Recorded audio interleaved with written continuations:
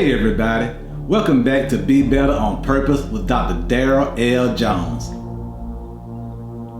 I will bless the Lord at all times, and his praise shall continually be in my mouth. My soul shall make its boast in the Lord, and the humble shall hear of it and be glad. Oh, magnify the Lord with me, and let us exalt God's name together, for this is the day that the Lord has made. Let us rejoice and be glad in it. I'm so excited and delighted that you have tuned in to Be Better on Purpose with Dr. Darryl L. Jones. Hit the subscribe button for me. Like this video and all other videos. Leave comments and share this video with all your family and your friends. Well, today I want to talk about 7 things that can destroy any relationship and how to fix them. And this applies to all couples, regardless to if you've been together 1 year, 5 years, 10, 20, 30, 40, 50.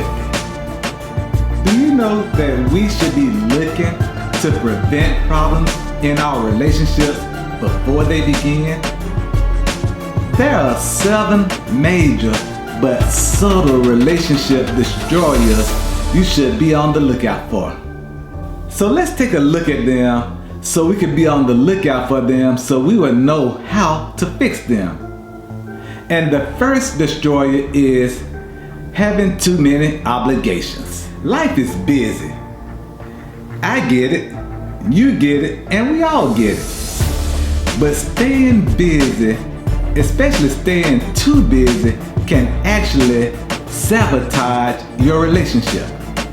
When you and your partner are so consumed with the day-to-day obligations, it can be easy for those obligations to crowd your intimacy right out of the picture. So this is how we fix it.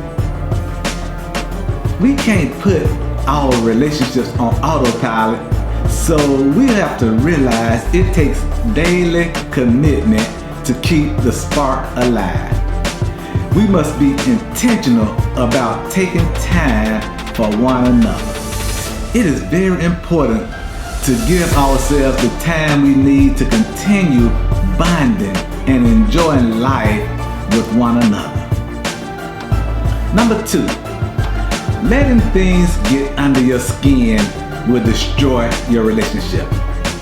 You know, it's easy to drop your guard around the people you love the most. But sometimes that means getting irritable and lashing out at your partner when things get under your skin. And allowing yourselves to be irritable and to take your irritation out on your partner can really hurt your relationship in the long run. So this is how we fix that. We must practice showing kindness and patience to our partner every day.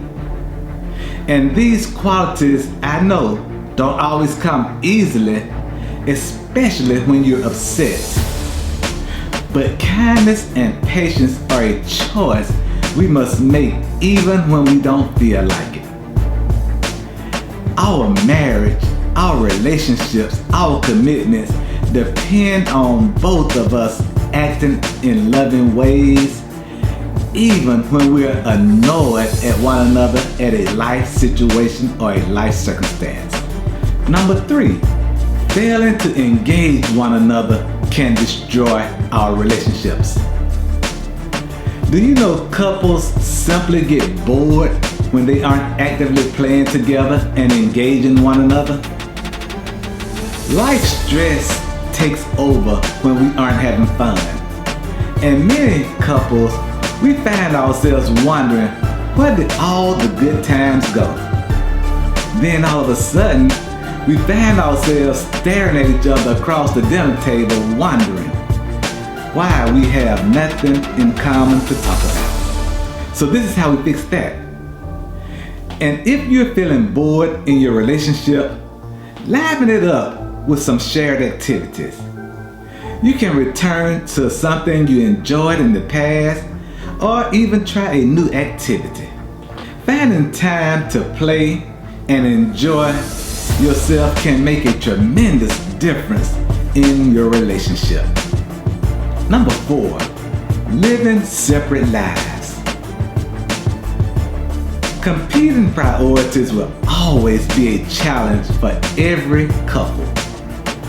Life, work, parenthood, all these issues deserve our attention. However, if other aspects of life becomes more important to you than nurturing your partner in your relationship, you are bound to drift apart. And it's not unusual for some couples to feel like they're transformed into roommates rather than lovers. But it is very avoidable. And here's how you avoid it. You must reevaluate your priorities together and create a plan for getting your relationship back on track. You must work together to realign your lives and eliminate activities or obligations that are pulling you apart. And make time for each other. And put your relationship first will help to heal the drifting apart that you may be feeling. Number 5, living outside your financial means. Do you know that debt is a major strain on relationships?